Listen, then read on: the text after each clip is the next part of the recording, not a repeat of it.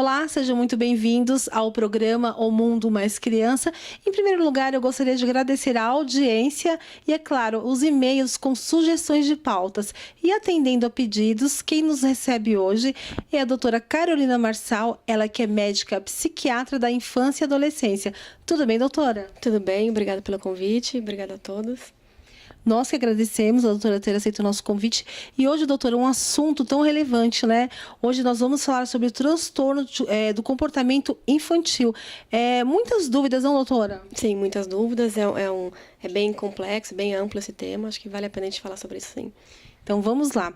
Doutora, o que são os transtornos do comportamento infantil, para que todos entendam? Bom, primeiramente, para a gente começar a falar de transtorno, quando a gente fala de qualquer coisa na psiquiatria da infância e adolescência, transtorno é algo que traz sofrimento e um prejuízo na vida da criança. Então, a criança sofre, ela tem algum sentimento de inferioridade, algum sofrimento importante. E o prejuízo, o que é o prejuízo na vida dela? É um prejuízo acadêmico, então começa a ter queda no rendimento escolar, começa a se isolar dos amigos, tem dificuldade para fazer amizade, dificuldade para sair de casa. Então, esse sofrimento e o prejuízo são muito importantes estarem presentes. Senão a gente não consegue falar de um transtorno. Às vezes tem alguns sintomas, mas não necessariamente chega a fechar critério diagnóstico para um transtorno. Então, é importante a gente lembrar do sofrimento e do prejuízo. E isso é bem amplo, né, o tema. Então, a gente pode falar de transtorno de humor, transtorno de comportamento em si. Eu acho que vale a pena a gente lembrar que quando a gente fala de infância e adolescência, a gente não pode excluir a família. Ela está sempre muito envolvida com o paciente, né, com a criança, com o adolescente. Acho que até esse programa muitos pais mandam as dúvidas porque estão preocupados, estão atentos a isso. Então, os primeiros que percebem alguma alteração são os pais, que estão ali presentes, conhecem os filhos, entendem o que está acontecendo.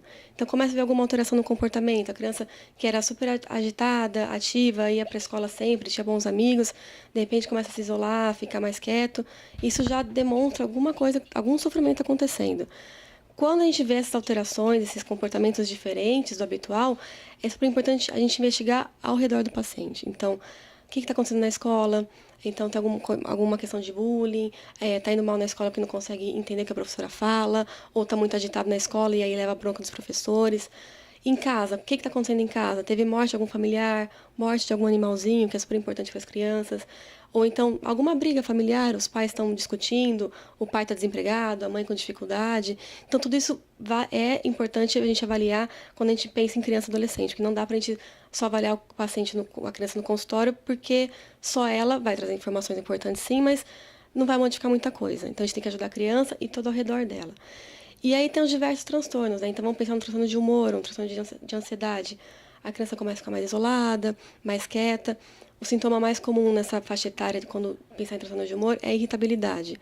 A criança que era tranquila, brincava com todo mundo, fica muito irritada, perde a paciência muito fácil, chora sem motivo, fica nervosa, acessos de raiva, até acessos de birra. Então, às vezes a gente acha que é só birra, que tá muito mimada, a gente faz tudo o que ela quer e tá sendo birrenta. Pode ser alguns casos, sim, mas começa a acontecer com muita frequência, vamos parar, prestar atenção no que está acontecendo. Será que é só birra mesmo? Ou tem coisas atrás dessa birra? Outras coisas também que pode acontecer nas crises de birra é que a criança não sabe se expressar. Ela não sabe falar, eu tô com dor de barriga, eu tô com dor de cabeça, quando é menorzinha. Depois que sabe falar, mas ela não consegue explicar que tá angustiada, tá preocupada com a prova de amanhã, tá com algum mal-estar com algum amigo na escola. Então, e aí vem a birra. Então, os pais, que são os adultos da relação, né? Eu brinco que a gente tem que lembrar que a gente é os adultos da relação. E então, a gente tem que lembrar disso e prestar atenção nos filhos. Então, tá com essa alteração, com essa birra a mais, então, o que está acontecendo? E perguntar, e até nomear os sentimentos, né? Ensinar o filho a nomear os sentimentos. Eu brinco que uma coisa que é simples, mas que se perdeu com a vida moderna, que são os almoços em família durante a semana. Então, muitas famílias não almoçam juntos, mas dá para fazer o jantar junto, por exemplo. E falar sobre o dia. Então, o pai falar sobre o dia dele, falar sobre os sentimentos que ele teve, que ele ficou chateado com algum cliente, que aconteceu alguma situação difícil, ele ficou nervoso no trânsito. Trazer isso porque vai ensinando o que são cada sentimento. E isso é super importante para a criança aprender a falar sobre isso. E então é muito amplo, né, a transtorno de comportamento. Como a doutora muito bem disse, existem muitos pais que a gente sabe o corre-corre do dia a dia e por muitas vezes a criança, ou ela se isola mesmo, ou a criança ela faz birra e muitas vezes, doutoras, nós já escutamos, isso faz parte da idade, é da idade, não tem problema, isso vai passar.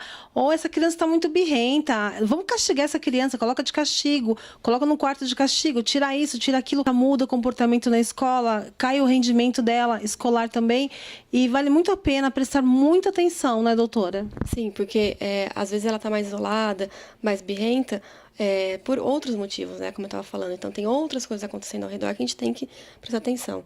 E é olhar para os filhos, conhecer como eles são, conhecer como eles reagem a determinadas situações, entender que em alguns momentos vai ter aquela birra, porque é normal de criança, e do tipo, não, eu quero aquele brinquedo a qualquer custo, e ter os limites. Acho que é importante para os pais entenderem que é a função dos pais colocar limite, colocar regras. E eles vão ter que responder a isso. Então, prestar sempre bastante atenção. Doutora, falando em prestar bastante atenção, né? Quais são as consequências que os transtornos emocionais da infância não tratados trazem para a vida adulta? Os estudos científicos eles já demonstram para a gente que quando a criança tem algum transtorno psiquiátrico na infância e não é tratado, ele evolui com esse transtorno durante a vida adulta. Então, um exemplo clássico, uma criança que tem uma depressão na infância e não é tratado, ela vai se tornar um adulto deprimido e com muitas consequências. Então, vamos pensar na depressão mesmo.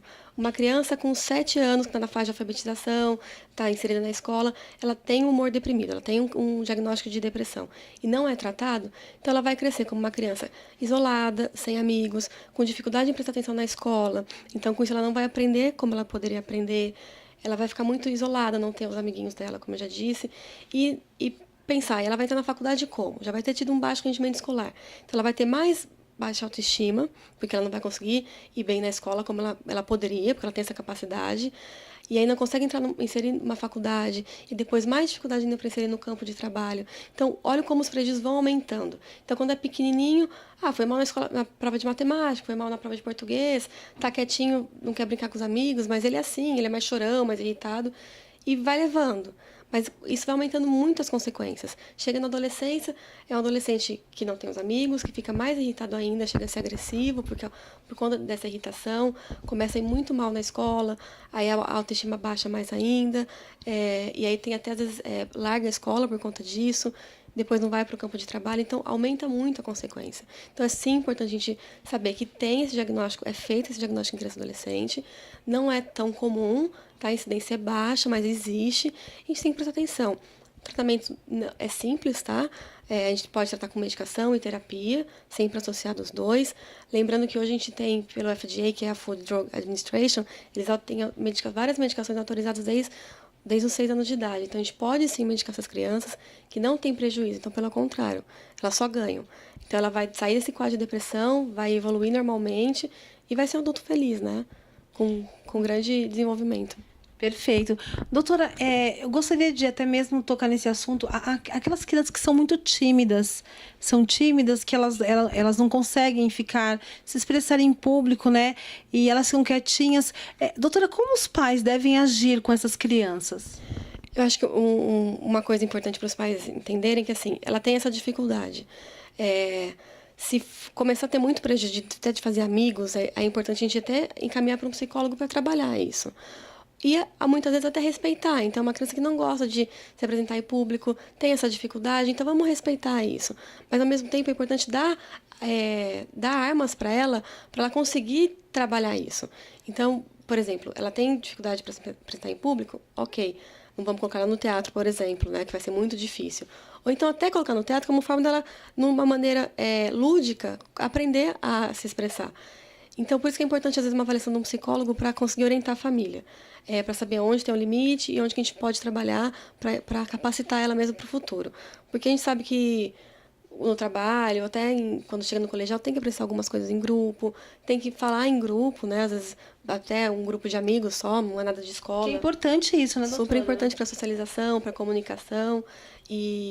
Então, tem que ser trabalhado sim, né? Então, ela é mais tímida, então, o que ela gosta de fazer? Ela gosta de um futebol? Então, vamos falar no futebol, ela vai falar com os amigos, vai poder xingar os amigos durante ali no campo, ela gosta de judô. Acho que esporte, música ajuda muito mesmo. E quando os pais têm dúvida, é legal procurar ajuda de especialista, sim. E os pais devem se atentar, não, doutora, a criança que é muito tímida, ou às vezes a criança ela não sabe se expressar, aos pais também. Então, até mesmo atenção para os pais. Porque eu acredito que só a punição, ou muitas vezes o pai, essa menina é muito quieta, ela é assim mesmo, deixa para lá. Acho que vale ser chamada a atenção. E também, doutora, a gente sempre comenta muito, né, dos pais que não elogiam os filhos, que isso é muito importante, né, doutora? É bem importante, então, assim como a punição em alguns momentos ela é importante, né, porque tem que ter os limites, tem que ter as regras, o elogio também é de grande importância. Então, a criança fez uma coisa que, por mais que pareça boba para os pais, mas, poxa, ela conseguiu fazer aquilo. Então, ela conseguiu comer sozinha, sem derrubar nada no chão pela primeira vez. Parabéns, ela conseguiu, aquilo foi importante. A coordenação motora dela melhorou, ela vai se sentir validada naquilo. Foi bem numa escola, numa prova também é importante validar. Qualquer coisa que ela faça em casa, acho que é super importante desde pequena as crianças terem funções em casa. Então, uma criança de 6 anos já consegue arrumar a própria cama. Não vai ficar perfeita, mas ela consegue já arrumar. Então, a função da criança na casa é arrumar a louça, arrumar a cama, limpar o quartinho. Aí, conforme a idade vai aumentando as funções. Porque a família é como se fosse, eu brinco, é um time, né? Então, cada um tem que ter sua função no time. E aí, ela vendo que ela consegue fazer aquelas coisas e sendo validada por isso, elogiada por isso, ela vai ficar com a autoestima cada vez melhor, vai se sentir segura na vida. Então, quando ela sai ali do ambiente da familiar, ela vai se sentir segura fora de casa. Ela vai falar, poxa, em casa eu tinha essas funções e eu dei conta desde tão pequena, então eu consigo fazer isso. Eu posso, né? Eu posso, eu consigo e eu vou tentar, eu não vou desistir. Né? Então, isso a gente vai aumentando a resiliência da criança mesmo. Perfeito.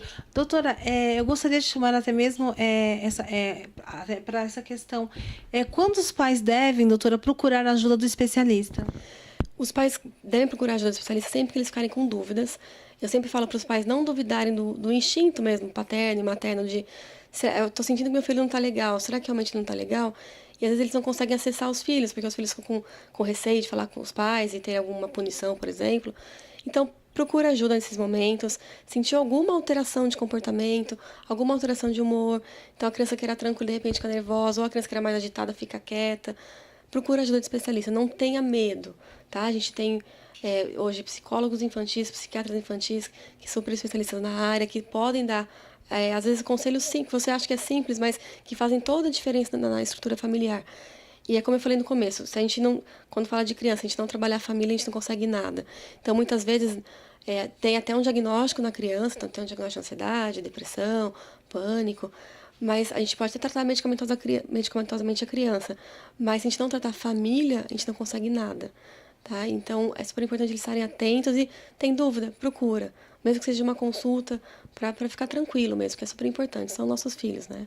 A gente quer que sejam adultos felizes e saudáveis. Claro, e vocês como especialistas, a doutora Carolina renomada, eu te agradeço muito, doutora, pela participação no nosso programa, uma pauta tão esperada pelos pais, e muito obrigada pela sua participação, doutora. Eu que agradeço, espero que tenham gostado, e qualquer dúvida estou à disposição. Obrigada. O programa Mundo Mais Criança vai ficando por aqui. Até o nosso próximo encontro.